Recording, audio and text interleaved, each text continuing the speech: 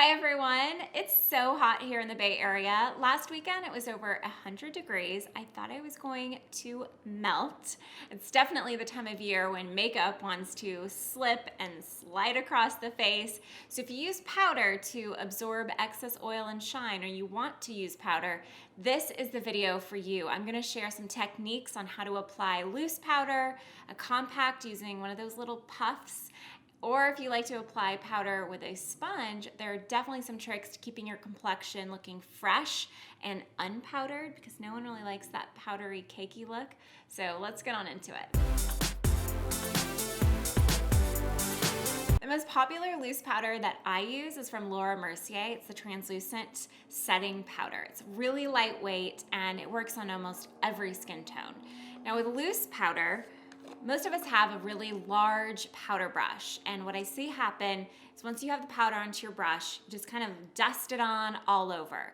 That can move the color and transfer powders all over your face, so we don't want to do that. So what I like to do instead is use a slightly smaller brush. This is a contour brush, but you could use maybe a blush brush or just any smaller brush that has, the width of it isn't going to be as big and wide as your traditional powder brush. And for this reason, I like to just consciously apply the powder on the areas of the face that get shiny. So you're not putting it on everywhere.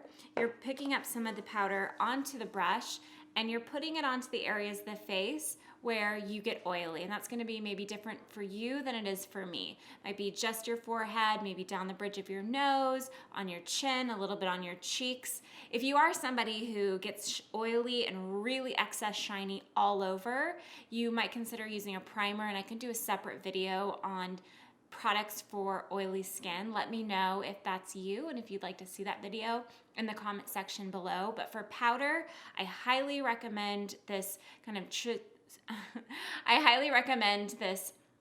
but for powder, I highly recommend the strategic method, because the powder is going to go exactly where you need to absorb the shine, and it's not going to dull down any highlighter that you might have applied onto your cheeks or transfer any of that color around, any blush or bronzer that you have.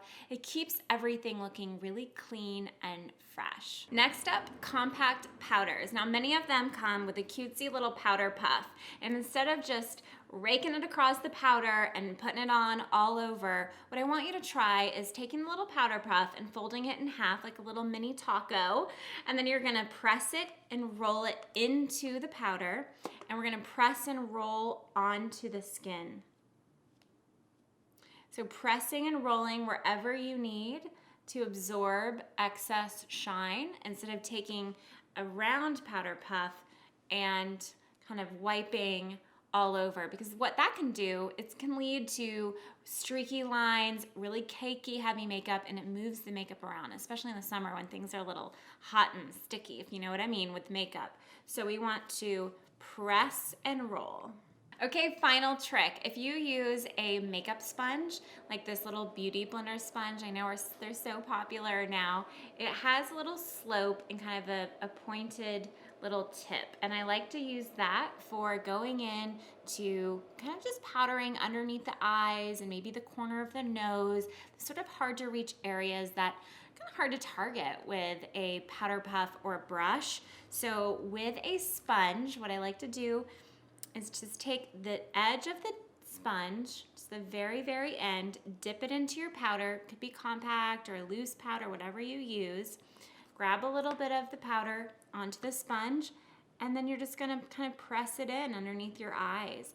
And it's nice because it's a great shape to really get in there, get into the corner when you wanna set the concealer. Because concealer loves to crease in the summer.